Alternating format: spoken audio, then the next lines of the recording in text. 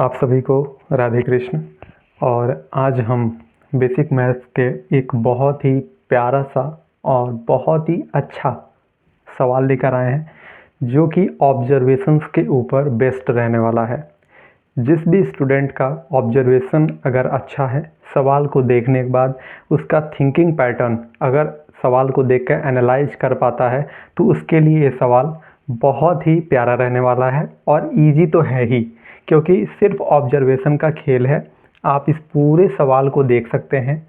इस पूरे सवाल में जिसका एक बार में देखने से ऑब्जर्वेशन ऑब्जर्व हो जाए, उसके लिए सवाल फिर बहुत ही ज़्यादा इरिटेटिंग नहीं रहने वाला है। ईजिली वो सवाल को सॉल्व कर सकता है।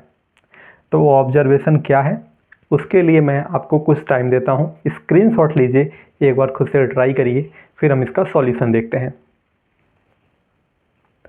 तो चलिए, अब हम इसका सॉल्यूशन देखेंगे। सबसे पहले तो मैं आपको क्वेश्चन बता देता हूँ। क्वेश्चन में हमें स्क्वायर रूट के अंदर एक क्वांटिटी गिवन है जो है 157 प्लस 8√7 माइनस 20√5 माइनस 20√35, और इसकी वैल्यू बराबर है k√k माइनस m - m√n।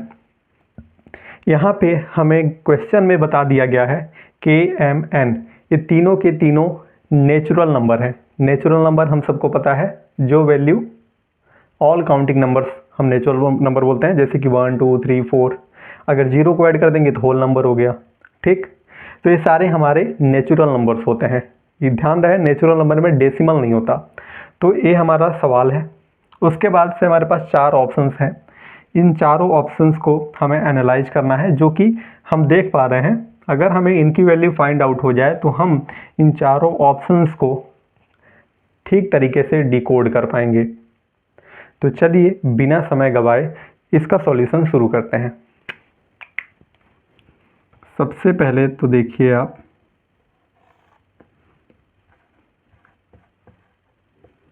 क्योंकि ये क्वांटिटी बार बार रूट में लिखना अच्छा नहीं लग रहा है, तो मैं इस क्वांटिटी को, ये जो क्वांटिटी है ना, अंदर वाले क्वांटिटी को x से डिनोट कर दे रहा हूँ। ठीक है, तो यहाँ पे हमारे पास x की क्या वैल्यू आ रही है,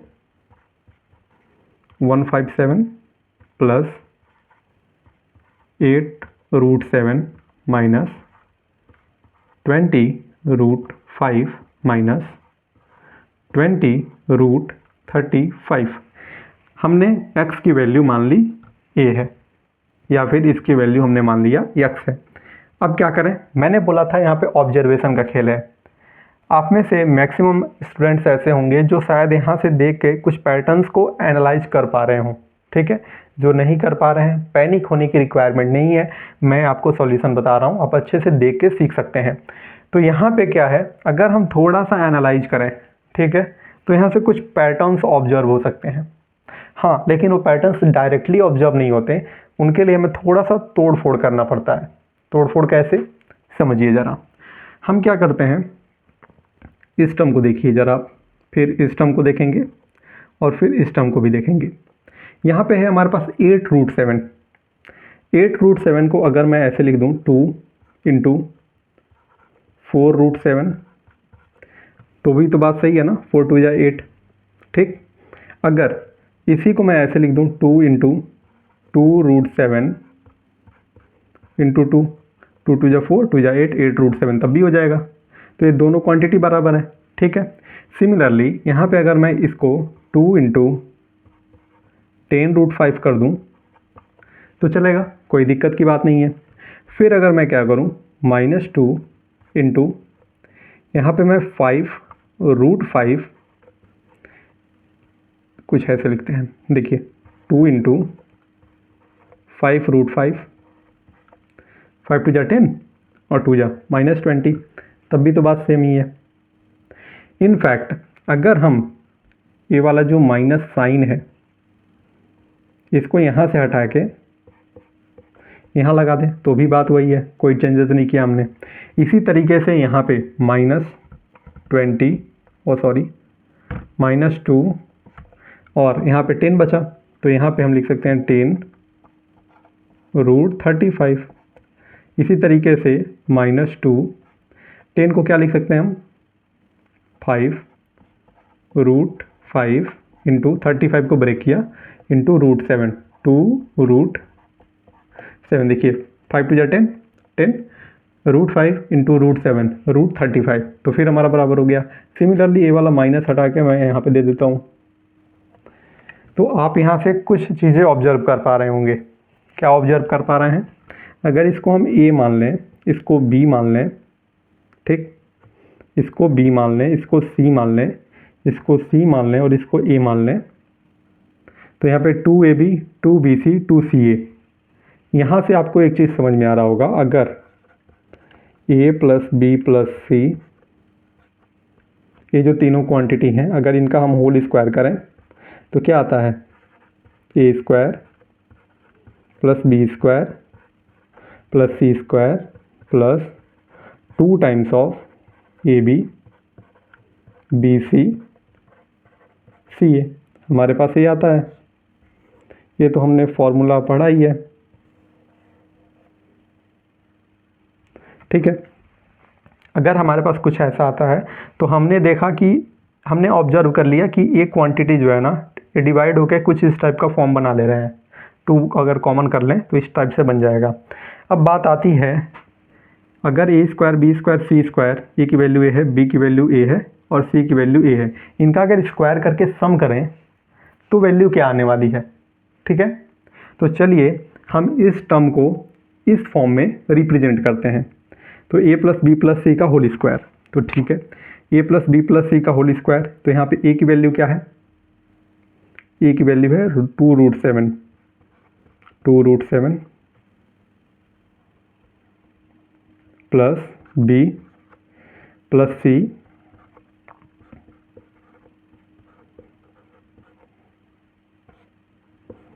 इसका होल स्क्वायर।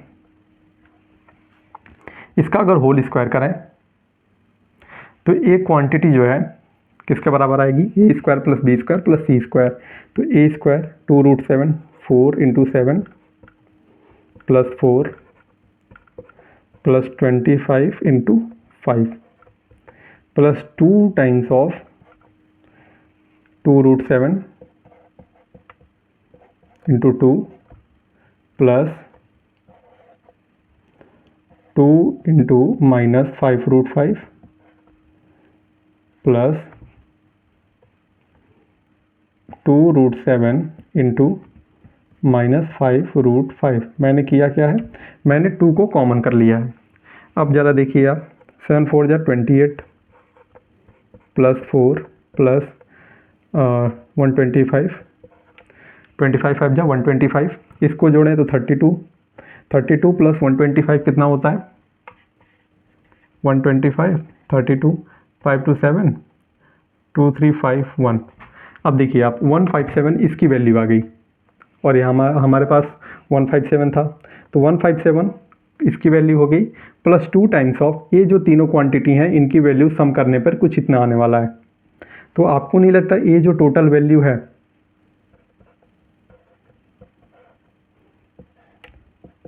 ये जो टोटल वैल्यू है, ये टोटल वैल्यू हमारा x के बराबर है?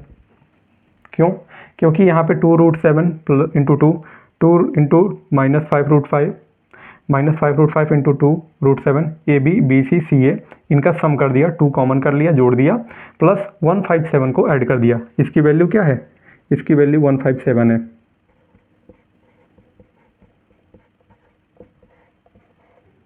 इसमें ए वाली क्वांटिटी रहेगी, तो इसकी वैल्यू x ही तो है ना, यानी x की वैल्यू ए क्वांटिटी हो जाएगा, x की वैल्यू ए क्वांटिटी हो जाएगा, ठीक है। तो अगर x की वैल्यू ए हो गया तो हम x अंदर वाले को माने थे और इसका स्क्वायर रूट करना है, तो स्क्वायर रूट ऑफ x क्या होने वाला है? 2√7 प्लस 2 माइनस 5√5 का होल स्क्वायर, क्योंकि यही हमारी वैल्यू x की है, ये क्वांटिटी हमारा x के बराबर है। तो हम यहाँ से कहेंगे 2√7 प्लस 2 माइनस 5√5, और जब हम ऐसा करेंगे तो हमारा आंसर हो जाएगा रॉन्ग। ऐसा क्यों? ऐसा इसलिए क्योंकि जब स्क्वायर रूट से हम बाहर निकालते हैं किसी भी टर्म को तो मॉड लेकर निकालते हैं। मॉड इसलिए, मॉड क्यों लेते हैं समझिए। स्क्वायर रूट एक ऐसा टर्म होता है जिसके अंदर कोई भी क्वांटिटी हो वो ऑलवेज पॉजिटिव होगा या तो जीरो हो सकता है। तो ये जो क्वांटिटी है हमें बताना तो पड़ेगा ना कि ये पॉजिटिव है हमेशा के लिए या तो जीरो होगा। तो उसके लिए मॉड से बेहतर और कोई रिप्रेजेंटेशन मैथमेटिक्स में क्या हो सकता है। तो मॉड्यूलस जो होता है वो हमें बताता है कि मॉड यानी ये पॉजिटिव ही वैल्यू रहेगी या फिर अल्टीमेट जीरो होगी। तो ये जो क्वांटिटी होता है ग्रेटर देन और इक्वल टू जीरो होता है, तो जिसके लिए हम मॉड का रिप्रेजेंटेशन करते हैं। अब यहाँ पे समझिए आप, √5 का सिमिलर जो वैल्यू होता है वो 2.5 होता है। 2.5 इंटू 5 करेंगे लगभग 12.5 के आसपास, यानी 12 to 12.5 के आसपास की वैल्यू ये होल्ड करने वाला है। √7 को अगर सिमिलर हम 3 मान लें, ठीक है, सिमिलर टू 3 मान लें तो 3 2 6 + 2 8 और ये कितना है 12, यानी नेगेटिव वाला टर्म हैवी है, ज़्यादा है, तो एक क्वांटिटी नेगेटिव हो गई। और नेगेटिव जब होती है मॉड्यूलस में तो मॉड्यूलस नेगेटिव निकालता है, मतलब कि उसको पॉजिटिव बना के, क्योंकि ये क्वांटिटी डोमिनेट ए कर रहा है, नेगेटिव होने के बाद 12a है 8a है, इनको लगभग 8 मान लेंगे हम और इनको लगभग 12 मान लें, तो डोमिनेशन तो यही कर रहा है ना। तो डोमिनेट करने के लिए इसको अगर हमें पॉजिटिव बनाना है तो हम माइनस के साथ इसको ओपन करेंगे, तो यहाँ से हमारे पास √x की जो वैल्यू आने वाली है वो आएगी 5√5 - 2 √7। अगर आप कंपेयर करें तो यहाँ पे k की वैल्यू 5 हो जाएगी, m की वैल्यू 2 एंड n की वैल्यू 7, ठीक है। तो k m n की वैल्यू मिल गया। अब फर्स्ट ऑप्शन देखिए, k की वैल्यू क्या है 5 is equals n minus n की वैल्यू 7 माइनस m की वैल्यू 2, तो 5 ही हो जाएगा, यानी पहला ऑप्शन तो हमारा बिल्कुल सही है। सेकेंड ऑप्शन m क्या डिवाइड करेगा GCD ऑफ kn, GCD मतलब HCF। k की वैल्यू क्या है 5, n की वैल्यू 7, तो k की वैल्यू अगर 5 है, n की वैल्यू 7 है, तो इसका GCD मतलब क्या हुआ HCF अगर आप निकालेंगे 5 और 7 का तो वैल्यू, क्योंकि देखिए दोनों के दोनों प्राइम, ठीक, दोनों के दोनों प्राइम, यानी इनका फैक्टराइजेशन ही पॉसिबल नहीं है। और दूसरा यहाँ पे ये दोनों के दोनों ट्विन प्राइम भी है, डिफरेंस 2 है, इसके साथ साथ एक ऑड नंबर भी है, ठीक, मल्टीपल्स ही पॉसिबल नहीं है, इसलिए इनका HCF हमारा 1 होगा। अगर HCF 1 हो गया तो यहाँ पे क्या बोल रहा है m डिवाइड 1, इसका मतलब क्या होता है, इसका मतलब m/1 नहीं होता बल्कि 1/m होता है, रिवर्स प्रोसेस। यानी क्या m 1 को डिवाइड कर सकता है, m की वैल्यू क्या है 2, तो 1 क्या 2 को, मतलब क्या 2 1 को डिवाइड करेगा, डिवाइड तो करेगा जी, लेकिन क्या नेचुरल नंबर देगा, यानी इंटीजर वैल्यू आएगी, नहीं आएगी, इसलिए हमारा ऑप्शन बी रॉन्ग है। ऑप्शन सी की अगर बात करें तो log m माइनस, सॉरी मैं थोड़ा सा इरेज करता हूं,